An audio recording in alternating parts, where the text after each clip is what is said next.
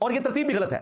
اہل بیت و صحابہ کانفرنس ہونا چاہیے، کیونکہ اہل بیت کے پاس ڈبل ڈگری ہے. اہل بیت رسول اللہ کے گھر والے بھی ہیں، ہاں، اور صحابہ بھی ہیں، اور اہل بیت کے سوا جتنے ہیں وہ صرف صحابہ ہیں.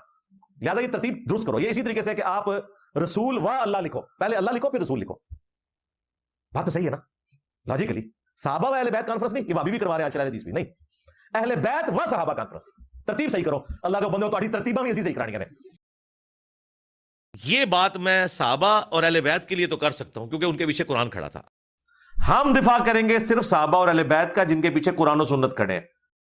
ہاں، یہ والا مقدمہ ہم صحابہ اور اہل بیت کے لیے لڑتے ہیں کیونکہ ان کے پیچھے قرآن کھڑا ہوا ہے. مرزا نے صحابہ و اہل بیت اس عنوان پر بڑا اچھل اچھل کر اعتراض کیا اور کہا کہ ترتیب بھی ہم آپ کو صحیح کروائیں. حالانکہ اسی ترتیب سے مرزا خود کئی دفعہ تذکرہ کر چکا ہے، جس کے 3 نمونے ہم نے آپ کے سامنے پیش کر دیے ہیں. مرزا نے کئی دفعہ خود یہ لفظ بولا ہے، صحابہ اور اہل بیت. اگر یہ ترتیب غلط ہے، اہل بیت کے ساتھ بغض ہے اور ناسبیت ہے، تو مرزا نے خود کئی دفعہ اس طرح ترتیب سے یہ لفظ کیوں بولے ہیں؟ اصل بات یہ ہے کہ صحابہ و اہل بیت اس عنوان میں، اس ترتیب میں کوئی غلطی نہیں ہے.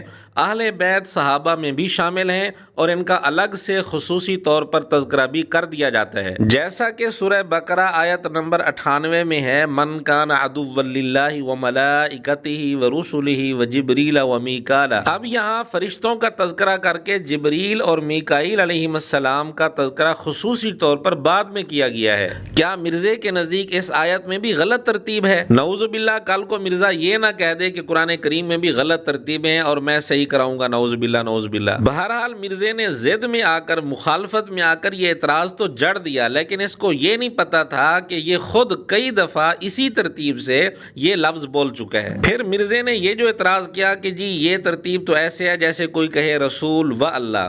مرزا کا یہ اعتراض بالکل فضول ہے، کیونکہ رسول و اللہ کے اندر جو تعلق ہے وہ اور ہے، صحابہ و اہل بیت میں جو تعلق ہے وہ اور ہے. رسول و اللہ یہ 2 الگ الگ ہستیاں ہیں.